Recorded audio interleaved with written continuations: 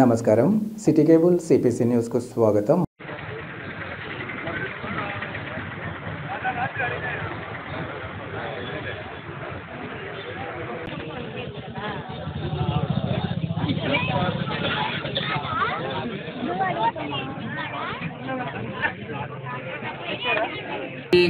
Day కూడా తొలి అంటూ ఎమ్మెల్యే గారు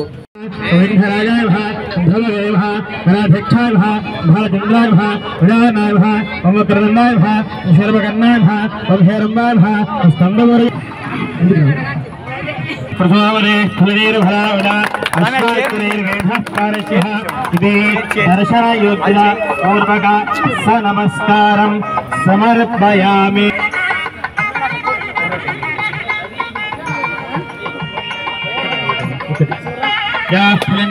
पुष्पायाश्च पुष्पणेः हस्तस्थानामञ्चन् भगंहसः नारिकेलशिखला फलोदकेन घोरणं गृहीत्वा यथा ब्राह्मणपहारति एकथैव यजमान आयुस्तेज दधाति सुमन्महागणाधिपः शिलाविग्रहदेवताभिर्वः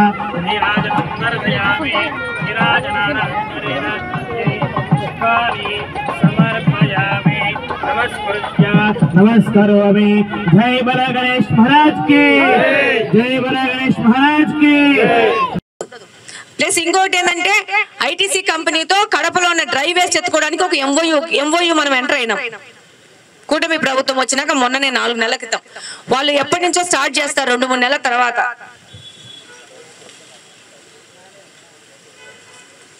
2 నెలల తర్వాత వాళ్ళు పని మొదలు పెడతారు. వాళ్ళు పని మొదలు పెట్టినాక మనం పొడి చెత్త తడి చెత్త సపరేట్ గీయాల. పొడి చెత్త 2-3 రోజులకు ఒకసారి వచ్చి తీసుకుపోతారు, అంటే వారానికి 2 రోజులు తీసుకొని పోతారు. తడి చెత్త మాత్రం రోజు తీసుకొని పోతారు. పొడి చెత్త తీసుకుపోయిన రోజు తడి చెత్త తీసుకుపోరు. కాబట్టి సపరేట్ బాస్కెట్లు పెట్టుకుని వాళ్ళకు కవర్ కూడా ఇస్తారు మనకి, పొడి చెత్త వేయడానికి మాత్రమే. ఆ కవర్లో వేసుకొని ఉంటే వాళ్ళు తీసుకొని పోతారు. అవన్నీ మన కడపలో మిగిలించకుండా రీసైకిల్ చేసేసి బయటికి పంపిస్తారు. అంటే కడపలో చెత్త లేకుండా చేసుకోవాలి మనం. ఇప్పుడు తడి చెత్తను కూడా తీసుకుపోయి రీసైకిల్ చేసి బ్రిక్స్ తయారు చేస్తారు. సో అట్లా మనం ప్రాసెస్ చేసేసి వాటిని బయటికి పంపించాలి. కానీ ఆ చెత్త అంతా మన ఇంట్లో వేస్తే మన మనుషుల కంటే ఎక్కువ చెత్త అయిపోతుంది కడప. కాబట్టి మన కడపను బాగు చేసుకోవడానికి ఎలాంటి ఉంటే అలాంటి ప్రయత్నాలు ప్రారంభించుకొని మనం చేసుకొని పోవాలి. ఈ రోజు ఈ 5 కోట్ల డబ్బులు వచ్చినాయంటే 1 సంవత్సరం నుంచి మనము మంచిగా పొల్యూషన్ తగ్గించుకుంటే జాగ్రత్తగా ముందుకు పోతుంటే మనకు ప్రైజ్ మనీ ఇది. ఈ డబ్బు మళ్ళీ నెక్స్ట్ టైంకు 10 కోట్లు పెరగాల. సో మనకు వచ్చిన దాన్ని మళ్ళీ మన నియోజకవర్గం కోసం ఉపయోగించుకోవాలా. కాబట్టి మీ అందరూ డెఫినెట్ గా రేపు రాబోకాలం, అంటే రేపటి నుంచే, ఈరోజు సాయంత్రం నుంచే ఇక్కడి నుంచి బయటికి పోయినప్పటి నుంచే కాలువలో మాత్రం చెత్త ఇక్కడ. అదొక్కటే నా రిక్వెస్టింగ్, అంతకంటే నాకేం అవసరం లేదు. నేను వారానికి 2 రోజులు కాకపోతే 3 రోజులు తిరుగుకొని క్లీన్ చేయించుకుంటా కాలువలు. ఐడెంటిఫై చేసాము, ఆ ప్రొసీజర్ కూడా ఒకసారి రీటరేట్ చేస్తాను. ఆ తర్వాత P4. సో మనందరికీ తెలుసు స్వర్ణాంధ్ర విజన్ ఏదైతే ఉందో healthy wealthy and happy Andhra చేయబడింది. సో ఇక్కడ మెయిన్ కాన్సెప్ట్ వచ్చేసి ఏంటంటే పీపులే ఈ P4లో ఇదే సమాజంలో పెరిగి ఎవరైతే మంచి పొజిషన్లోకి వెళ్ళారో వాళ్ళు తిరిగి మళ్ళీ సమాజానికి, ఎవరైతే వల్నరబుల్ సెక్టర్ ఆఫ్ పీపుల్ ఉన్నారో వాళ్ళకి సహాయం చేయాలనుకునే వాళ్ళు చాలామంది ఉన్నారు. సో వాళ్ళకు ఒక స్ట్రక్చర్డ్ పాత్వే అనేది క్రియేట్ చేయడం కోసమే ఈ P4 కాన్సెప్ట్ అనేది ఇంట్రడ్యూస్ చేయడం జరిగిందనమాట. సో ఎవరైతే వల్నరబుల్ సెక్టర్ ఆఫ్ పీపుల్ ఉన్నారో, ఎవరైతే పేదరికంలో ఉన్నారో, ఇట్స్ నాట్ నెసెసరీ వాళ్ళ దగ్గర టాలెంట్ లేదు, వాళ్ళ దగ్గర స్కిల్ లేదని కాదు. మేబీ పాసిబుల్ వాళ్ళకి మనలాగా అవకాశాలు అందపోయి ఉండొచ్చు. సో ఎవరైతే ఆల్రెడీ సెటిల్ అయి ఉన్నారో, ప్రాస్పరస్ పీపుల్ ఉన్నారో, వాళ్ళు వల్నరబుల్ ఫ్యామిలీస్కి సహాయం చేయడం కోసమే ఈ స్ట్రక్చర్డ్ పాత్వేస్ అనేవి క్రియేట్ చేయడం జరిగింది. సో గవర్నమెంట్ అనేది ఇక్కడ ఒక ఫెసిలిటేటర్ కింద ఉంటుందన్నమాట. ఈ ప్రాస్పరస్ పీపుల్ ఎవరైతే ఉన్నారో వాళ్ళని మనం మార్గదర్శి అంటున్నామో, ఈ వల్నరబుల్ సెక్టర్ ఆఫ్ ఫ్యామిలీస్ ఏవైతే ఉన్నాయో వాళ్ళని మనం బంగారు కుటుంబం అంటున్నాం అనమాట. అనేవి పెట్టుకున్నాం క్రైటీరియాస్. ఎవరెవరైతే హౌస్ హోల్డ్స్ ఆ ఇంక్లూజన్ క్రైటీరియాస్ని మీట్ అయ్యారో వాళ్ళందరినీ మనం ప్రొయాక్టివ్గా ఈ లిస్ట్లో ఇంక్లూడ్ చేయడం జరిగింది. సో ఈ ఎక్సర్సైజ్ చేసిన తర్వాత కూడా 1.3 crore హౌస్ హోల్డ్స్ ఫిల్టర్ అయ్యారనమాట. సో ఈ 1.3 crore హౌస్ హోల్డ్స్ మీద మనం సర్వే చేయడం జరిగింది నేను ఇందాక చెప్పినట్లు. అక్కడ మనం ఇంక్లూజన్ క్రైటీరియాస్ని తీసుకున్నాం. మొత్తం 5 ఇంక్లూజన్ క్రైటీరియాస్ తీసుకుంది. సో దాన్ని బట్టి ఇనీషియల్గా ప్రెజెంట్ వచ్చేసి మనం ట్రాకింగ్ స్టార్ట్ చేస్తాం. So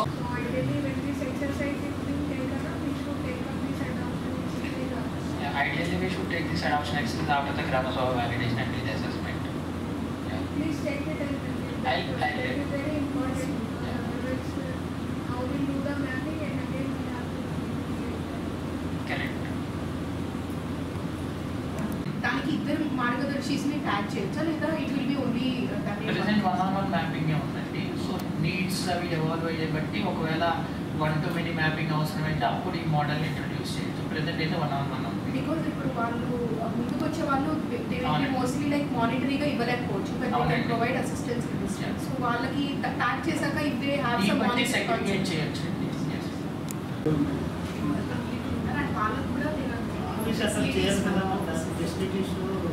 computer science that you have 10 lakhs and that you procure whatever improvements are required. 10 lakh per house. You give the list for what are required. And those who have not joined option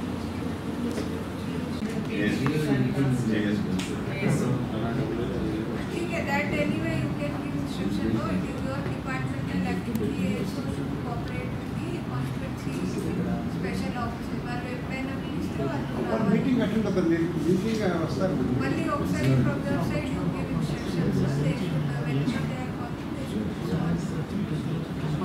వాళ్ళకి తెలుసు కదా they are being paid the continuity of the program. Yes.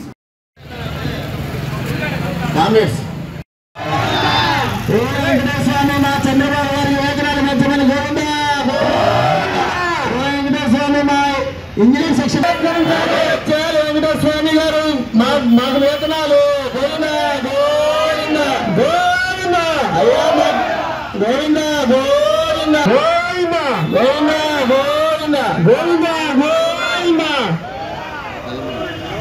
అయ్యా అందరూ దొల్లాలియా ఎవరు కానీ ఆడదాకా పెట్టినాం.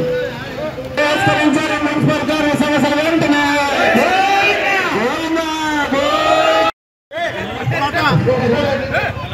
Municipal కార్మిక జీతాలు పెంచగా పరిష్కరించాలి. మున్సిపల్ కార్మిక సమస్యలు వెంటనే మున్సిపల్ కార్మిక సమస్యలు వెంటనే మున్సిపల్ కార్మిక సమస్యలు వెంటనే స్వామి మా ముఖ్యమంత్రికి జీతాలు పెంచమని చెప్పండి గోవింద. ఏసినైనా మాకందరికి జీతాలు పెంచమని చంద్రబాబు గారికి చెప్పు స్వామి. పరిష్కరించాలి మున్సిపల్ కార్మిక సమస్యలు వెంటనే. సంవత్సరాలుగా వేతనాలు పెంచబడము. సంవత్సరాలుగా వేతనాలు పెంచబడము. సంవత్సరాలుగా వేతనాలు పెంచకపోవడం పొల్లి దండాలు పెట్టడం రాష్ట్రపతి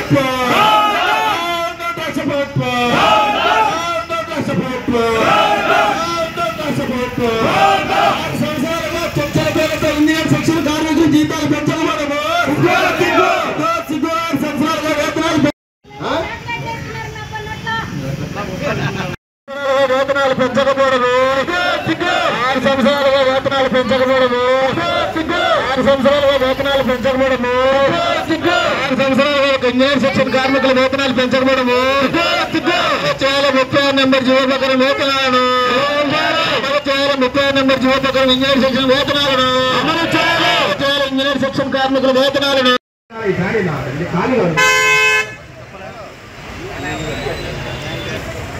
ఈరోజు మున్సిపల్ కార్మికుల సమ్మె, ఇంజనీర్ సెక్షన్ కార్మికుల సమ్మె 3వ రోజుకి చేరుకోవడం జరిగింది. నిన్నటి దినాన అనేక కార్యక్రమాలు చేశాం, మాట్లాడాం. అట్లాగే ఎమ్మెల్యే గారు కానీ రావడం జరిగింది మా కాడికి. వచ్చి చర్చల పేర్లతో మున్సిపల్ కార్మికుల సమస్యలపై మేము రాష్ట్ర ప్రభుత్వానికి తెలియజేస్తాం. మీరు మాకు సంబంధించింది, మాకు వేతనాలకు సంబంధించింది పెంచమని మేము ఎమ్మెల్యే గారిని అడిగినాం. అట్లాగే మన టీడీపీ రాష్ట్ర జిల్లా అధ్యక్షులు శ్రీనివాసరెడ్డి గారు కానీ రావడం జరిగింది. అయితే సున్నితంగా మున్సిపల్ కార్మికుల్ని భయపడినిచ్చి మాట్లాడినట్టు శాంతియుతంగా మాట్లాడినిచ్చు మళ్ళీ భయపడిస్తున్నాడు. ఇది సరైన పద్ధతి కాదు. మేమేం అడుగుతున్నామంటే, మేము కానీ ప్రజలమే, మేము కానీ ఓట్లు వేసిన వాళ్ళమే, మేమందరం ప్రజలకు సేవ చేయాలనే, మీకే కాదు మాకు కానీ ప్రేమ ఉంది. మేమేం అడుగుతున్నాం, అయ్యా మా జీతాలు పెంచలేదు, 6 సంవత్సరాల నుంచి మాకు వేతనాలు పెరగలేదు, మా కుటుంబ సభ్యులు ఎట్లా బతకాలి, మా కుటుంబంలో పిల్లలు మేము ఎట్లా చదువుకోవాలి, 13,700 రూపాయలు 13,087 రూపాయలతో ఎట్లా బతకాలి మేము అనేది అంతా అంటే, రాష్ట్ర ప్రభుత్వం గుంటూరులో బెదిరియడం జరిగింది టీడీపీ గవర్నమెంట్, అట్లాగే విశాఖలో బెదిరియడం జరిగింది. ఆఖరికి మేము ప్రకటిస్తాం, మేము అందరి మీద ఎస్మా ప్రకటిస్తామని చెప్తే ఎస్మాలకి మీ అరెస్టులకు పోలీసుల కేసులకి మేమేం భయపడే వాళ్ళం కాదు. ఉద్యమం చరిత్ర చంద్రబాబు గారిని అడగండి, 2004లో ఉమ్మడి రాష్ట్రం ఉన్నప్పుడు. అట్లాగే రాష్ట్ర ప్రభుత్వాలు ఎన్నున్నాయో మున్సిపల్ కార్మికుల జోలికి వస్తే మసి కొట్టుకుని పోతారని మేము అందరం తెలియజేస్తున్నాం. లేని పక్షంలో రాబోయే కాలంలో మేము అందుకే ఈ నెల 16వ తేదీ శానిటేషన్ నుంచి కానీ రేపటి నుంచి శానిటేషన్ కానీ బంద్ చేస్తున్నాం. రేపు నుంచి అందరూ శానిటేషన్ కార్మికులందరూ సమ్మెలోకి రాబోతున్నారు. అలాగే మున్సిపల్ కార్మికులు 16 నైట్ చెలా విజయవాడకు బయలుదేరుతున్నారు. మీరందరూ గుర్తుపెట్టుకొని వెంటనే మున్సిపల్ శాఖ మంత్రి నారాయణ గారు ఎవరికో చెప్పేది కాదు, నువ్వు ఫ్రాంక్ గా ఉండాలనుకుంటే, ఫ్రాంక్ గా చేయాలనుకున్నప్పుడు, నువ్వు మున్సిపల్ కార్మికుల పక్షాన నిలబడినప్పుడు ప్రకటన చేయి. ఈ రోజు చేస్తావా, రేపు చేస్తావా, 6,000 పెంచుతారా, 7,000 పెంచుతారా అని మాకు అనవసరం. మాకు వేతనాలు పెంచాలని ప్రకటన చేయి. మా యూనియన్ లీడర్తో, మా ఉమామహేశ్వరరావు గారితో, మా స్టేట్ లీడర్లతో మాట్లాడి చర్చలు పిలిచండి. మాకేం ప్రజల్ని ఇబ్బంది పెట్టాలని లేదు. మున్సిపల్ కార్మికుల ఆవేదనతో మేము కష్టకాలంలో ఉన్నాం కాబట్టి మాకు వేతనాలు పెంచాలని మేము సిఐటిగా తెలియజేస్తున్నాం. లేని పక్షంలో రేపు పెద్ద ఎత్తున డిఎంఏ ఆఫీస్కి ముట్టడికి సిద్ధమవుతామని సిఐటిగా తెలియజేస్తున్నాం.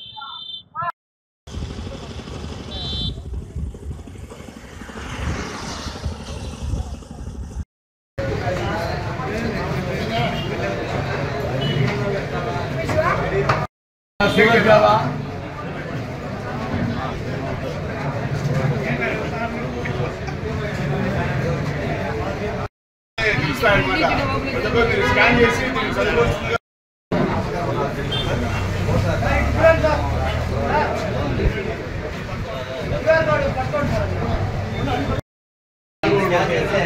వాళ్ళు చెప్పిన స్కీములు పాత ఎన్ని వస్తాయి దాంట్లో ఆ స్కీమ్ మీద ట్యాప్ చేస్తే మీరు ఆ స్కీమ్ గురించి చంద్రబాబు నాయుడు మాట్లాడితే, పవన్ కళ్యాణ్ మాట్లాడితే, నారా లోకేష్ మాట్లాడేది అన్ని వస్తాయి. ఈ క్యూఆర్ కోడ్ కాబట్టి మనందరం కూడా ఇది వారం రోజుల్లో 4 రోజుల్లో కూడా మనందరం కూడా గ్రామాల్లో కానీ మండలాల్లో కానీ ప్రతి వార్డుకు, ప్రతి టౌన్లో, ప్రతి గ్రామాలకు పోవాలా, ప్రతి పల్లెను తగాలా, ప్రతి ఇంటిని వెళ్ళి జగన్మోహన్ రెడ్డి గారినప్పుడు ఏం పథకాలు ఇచ్చాడు, చంద్రబాబు నాయుడు ఉన్నప్పుడు ఏం హామీలు ఇచ్చాడు, ఎంతవరకు అమలు చేశాడు అనేటువంటి చెప్పాలని చెప్పి జగన్మోహన్ రెడ్డి గారు ఇలాగే చెప్పుకుంటూ పోతే జగన్మోహన్ రెడ్డి గారు ఏ పథకాలు కూడా ఎన్నో సంక్షేమ కార్యక్రమాలు చేపట్టడం జరిగింది. అవన్నీ కూడా జగన్మోహన్ రెడ్డి గారు నా పిలుపు ఏమిటంటే, జగన్మోహన్ రెడ్డి గారు 10,000 రూపాయలు పెద్ద మనిషి 12,000 రూపాయలు పట్టుకొని 13,000 మాత్రమే ఖాతాలో వేయడం జరిగింది. ఎన్నికలకు ముందు సూపర్ 6, సూపర్ 7 పథకాలే కాకుండా జగన్మోహన్ రెడ్డి గారు ఏ సంక్షేమ పథకాలు అమలు చేశాడో అన్నీ అమలు చేస్తూ సూపర్ 6, సూపర్ 7 పథకాలు అమలు చేస్తామని అధికారంలోకి రావడం జరిగింది. అధికారంలోకి వచ్చిన తర్వాత దాదాపు సంవత్సర కాలం అయిపోయింది. ఈ సంవత్సర కాలంలో కూటమి ప్రభుత్వం అధికారంలోకి వచ్చిన తర్వాత ఒక్క తల్లికి వందనం పథకం తప్ప ఏ పథకాన్ని కూడా అమలు పడేటువంటి చరిత్ర లేదు. ఎందుకంటే తల్లికి వందనం కూడా 15,000 రూపాయలు ఇస్తామని చెప్పిన దాంట్లో 2,000 రూపాయలు పట్టుకొని 13,000 రూపాయలు మాత్రమే ఇవ్వడం జరిగింది. అదేవిధంగా ఆడబిడ్డ నిధి అయితేనేమి, అదేవిధంగా రైతు భరోసా అయితేనేమి, అదేవిధంగా నిరుద్యోగ వృత్తి అయితేనేమి, ఎన్ని పథకాలు కూడా స్థిరోదకాలు ఇచ్చాడు. మరి ఈరోజు ఒక సంవత్సరం కాలం కూడా అయిపోయింది. ఇంకా 4 సంవత్సరాలు మాత్రమే ఉంది. ఈ 4 సంవత్సరాలు కూడా పూర్తిగా అమలు చేస్తారని నమ్మకం లేదు. కాబట్టి జగన్మోహన్ రెడ్డి గారు అధికారంలోకి వచ్చిన 6 నెలల్లోనే అన్ని పథకాలు అమలు చేయడం జరిగింది. కాబట్టి చంద్రబాబు నాయుడు ప్రభుత్వానికి, జగన్మోహన్ రెడ్డి ప్రభుత్వానికి తేడా గమనించాలి. ఒక సంవత్సరం పాటు మీ పిల్లలకంతా కూడా తల్లికి వందనం పేరుతో పథకం రాకుండా మళ్ళీ ఎంత నష్టం జరిగింది, జగన్మోహన్ రెడ్డి కూడా మీరు ఎంత లాభండి అనేటువంటి మనందరూ చెప్పేటువంటి అవసరం ఉందని చెప్పి జగన్మోహన్ రెడ్డి గారు పిలుపునివ్వడం జరిగింది. ఈ పిలుపునందుకొని రేపు వారం నుంచి ప్రతి గ్రామము, ప్రతి మండలము, ప్రతి వార్డు మెంబర్లో ప్రజలకు తెలియజేయటువంటి విధంగా మేము ఉదాహరణ నిశ్చయించాం.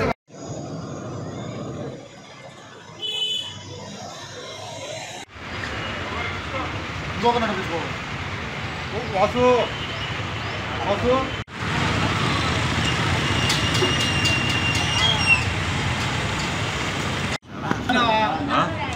తీసేసినావా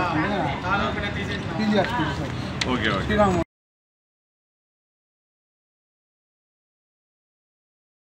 తమ్ముడు ఇప్పుడు నీ దగ్గర సమస్య నీకు ఉంటుంది బా 9 గంటలు ఆఫీసర్లు ఎవరు ఉంటారు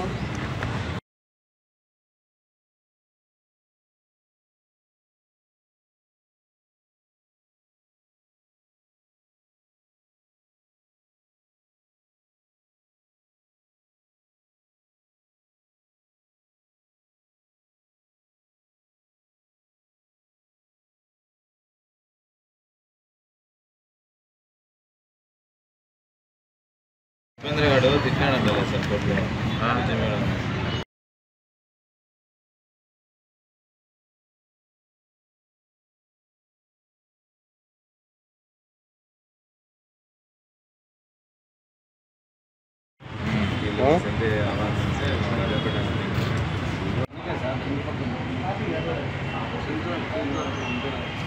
మేడం పక్కన కనపడతాను దుర్గా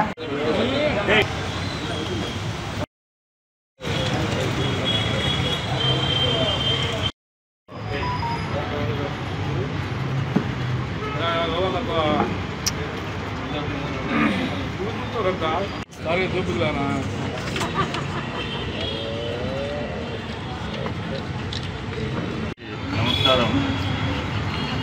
గత 2 వారాల కిందట కడప చిన్న చౌక్ లిమిట్స్లో పోలీస్ స్టేషన్ లిమిట్స్లో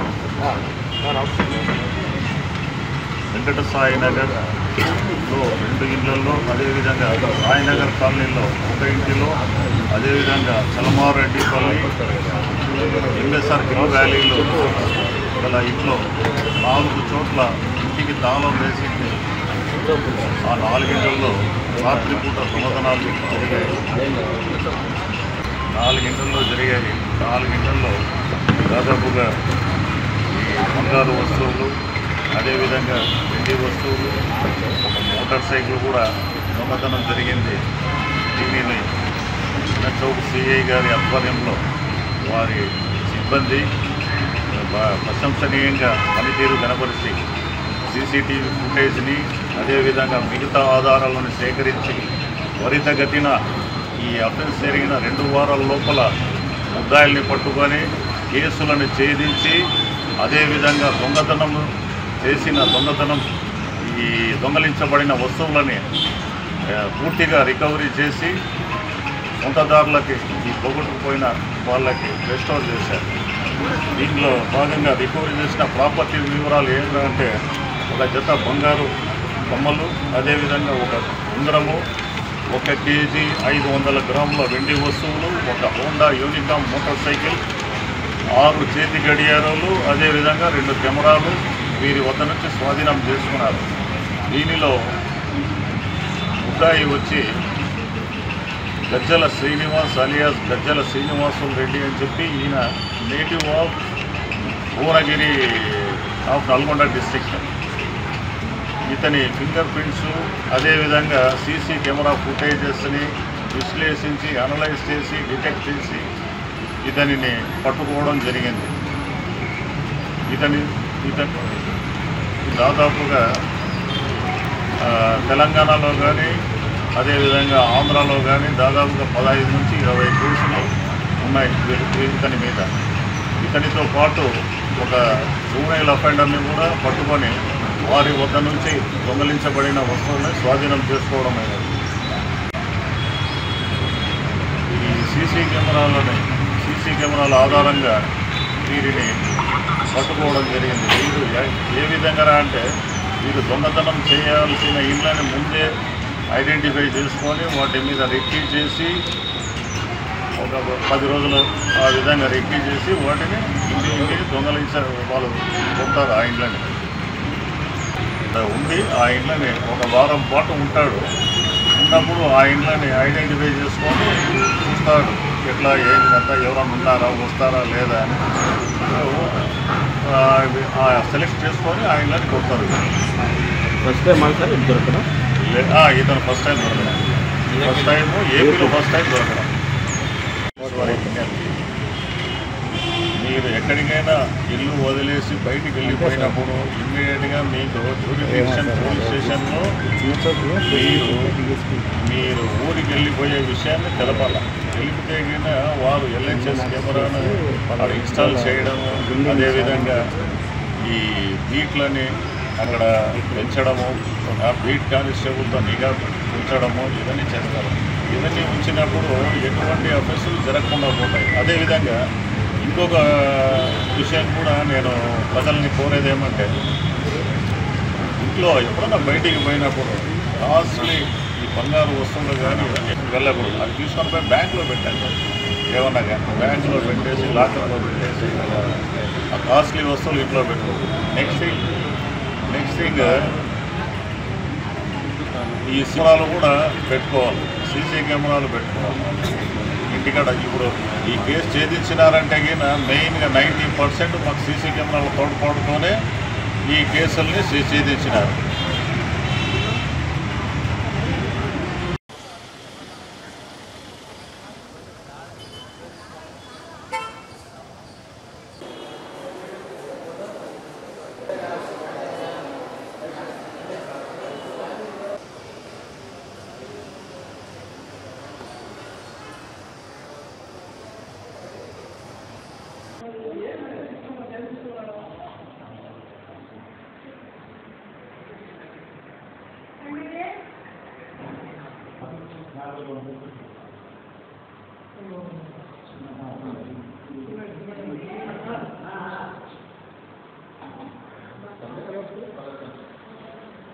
పూర్తిగా ఒక తల తీసుకోండి.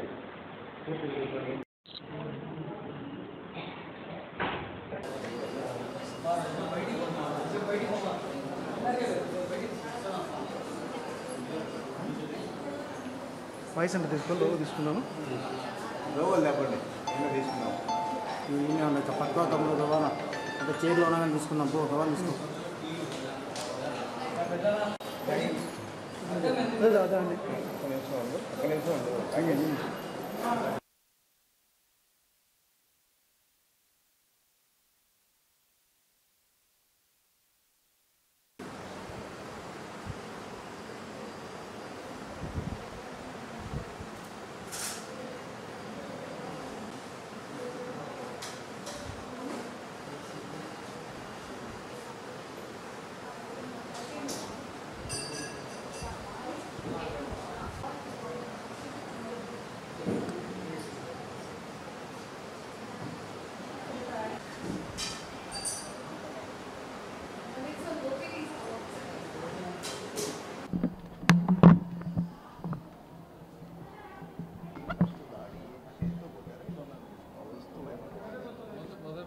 చేతితో కొట్టారు. మళ్ళీ నన్ను కింద పెట్టి నా మీద మీ మీద దాడి చేసింది ఫస్ట్ చేయడం కందుల చంద్రబాబు రెడ్డినే. చేత్తోనే కొట్టడం స్టార్ట్ చేశాడు. నన్ను కిందకి వేసి వాళ్ళు ముగ్గురు మనుషులు కూర్చొని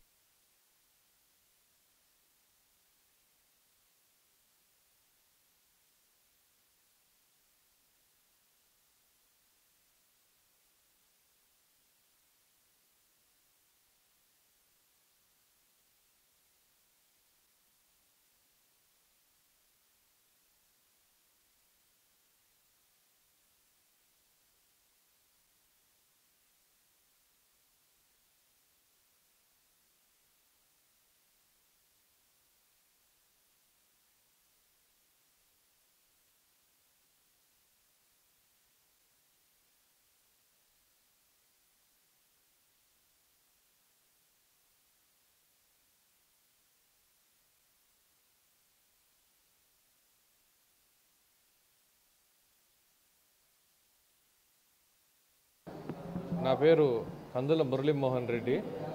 మా ఫాదర్ పేరు కందుల రాజమోహన్ రెడ్డి. నేను ఈరోజు కడపలో రాజారెడ్డి వీధిలో మా అపార్ట్మెంట్లు కందుల ఓబుల్రెడ్డి రెసిడెన్సీలో మా అపార్ట్మెంట్ 6వ ఫ్లోర్లో పెంట్ హౌస్లో మా పెద్దమ్మ కందుల రాజేశ్వరి గారిని కలవాలని వెళ్ళినప్పుడు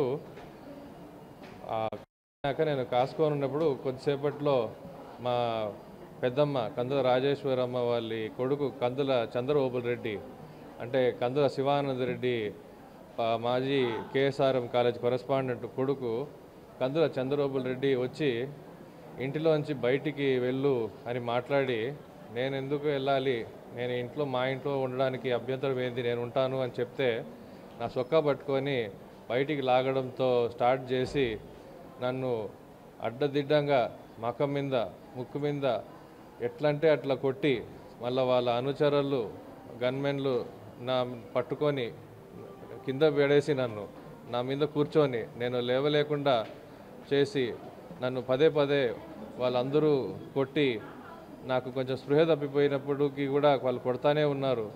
మళ్ళీ నాకు చాలా ఏదో గట్టి అయిన వస్తువులు తీసుకొని కూడా కొట్టినట్టు అనిపించినప్పటికీ నాకు కొంచెం ప్రాణభయం వేసి కొంచెం గట్టిగా ప్రయత్నం చేసి విడుదల చేసి బయటపడి నేను బయటికి వచ్చేస్తే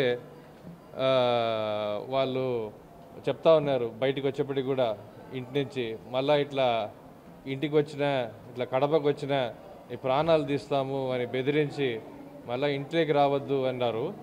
మాది ఒక ఉమ్మడి కుటుంబము, ఒక ఉమ్మడి కుటుంబంగా మేము ఆస్తులు పంచుకోవాలని మాట్లాడడానికి వెళ్తే మాట్లాడకుండా కనీసం ఇంటికి వెళ్తే ఇలా జరిగింది ఈరోజు. ఇది చాలా దారుణం. ఇది అంటే సార్ ఇప్పుడు గతంలో మీకు ఆయనకి ఏమైనా పాత కక్షలు ఏమైనా ఉన్నాయా? ఒకవేళ అలా కక్షలు ఉంటే ఏమైనా వార్నింగ్లు ఇచ్చినప్పటికీ పోలీస్ స్టేషన్లో ఏమైనా ఫిర్యాదు చేశారా? జరిగిన ఘటనలో పోలీసులకు ఏమైనా ఫిర్యాదు చేశారా? ఇప్పుడు జరిగిన తర్వాత వెంటనే పోలీస్ స్టేషన్కి ఫస్ట్ వెళ్ళాను. వెళ్ళి జరిగింది చెప్పాను, ఇలాగా మాట్లాడదాము, పెద్దమ్మ వాళ్ళ ఇల్లు మా సొంతం ఇల్లు ఉమ్మడి కుటుంబం ఇంటికి అని వెళ్తే వాళ్ళు ఆస్తి కాచేసుకోవాలని మాకు ఇవ్వకుండా ఉండాలి అనే ఒక ఉద్దేశంతో ఇలాగ అడిగిన వాళ్ళని సమాధానాలు ఇవ్వకుండా దాడి చేసి ఇలా వైలెంట్గా బిహేవ్ చేస్తే బెదిరిస్తే రారు మళ్ళీ అని ఒక ఉద్దేశంతో ఇలా మమ్మల్ని బయటికి తరిమేయాలని చూస్తున్నారు. మేము మా హక్కు కొద్ది మాది ఏది వాటానో మాది అడిగేదానికి వెళ్ళడం కూడా ఇప్పుడు ఒక తప్పైపోయింది. ఇది చాలా దారుణము. ఇది ఆయన కందుల చంద్రబాబు రెడ్డితో పాటు ఇంకొక 3 అనుచరులు ఉన్నారు. ఆ 3లో ఒకరు ఎవరో సెక్యూరిటీ గన్మ్యాన్ అనుకుంటా. వాళ్ళ దగ్గర ఏదో గన్ను కూడా ఉండాలి, ఎందుకంటే చాలా ఒక గట్టి మెటాలిక్ ఆబ్జెక్ట్తో కొట్టినట్టు నాకు అనిపించింది. సో అందుకు నా మీద ప్రాణ భయం వేసింది నాకు. అవును, నాకు అది అలాగ అనిపించింది. ఎందుకంటే ముందు కొట్టడంతో కొంచెం నాకు కళ్ళు కింద పెట్టి నాకు మూతి కింద పెట్టారు. అందుకు నేను చూడలేను కానీ నాకు తగిలే దెబ్బలు బట్టి నేను చెప్తున్నాను. ఖచ్చితంగా ఏదో చేతులు కాళ్ళు మాత్రం కాకుండా ఏదో ఒక బలమైన ఆయుధంతోనే కొట్టినట్టు నాకు అనిపించింది. దాంతో నాకు ప్రాణభయం వేసి నేను గట్టిగా ప్రయత్నం చేసి విడుదల అయ్యి బయటికి వచ్చేసినాను. అప్పటికి వాళ్ళు నాకు మళ్ళీ కడపకు వచ్చినా ఇంటికి వచ్చినా నీ ప్రాణం తీస్తాము అని బెదిరించడం జరిగింది. బీజేపీ నేత కందుల మురళీమోహన్ రెడ్డిపై దాడి చేయడం చాలా వరకు అమానుషమైనటువంటి చర్య.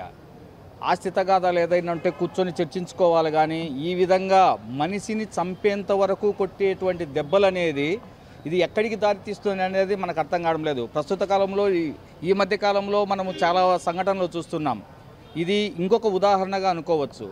ఈ వైసీపీ నాయకులు ఎవరైతే ఉన్నారో వాళ్ళ యొక్క చర్యలు నేటికి శృతి మించిపోతున్నాయి.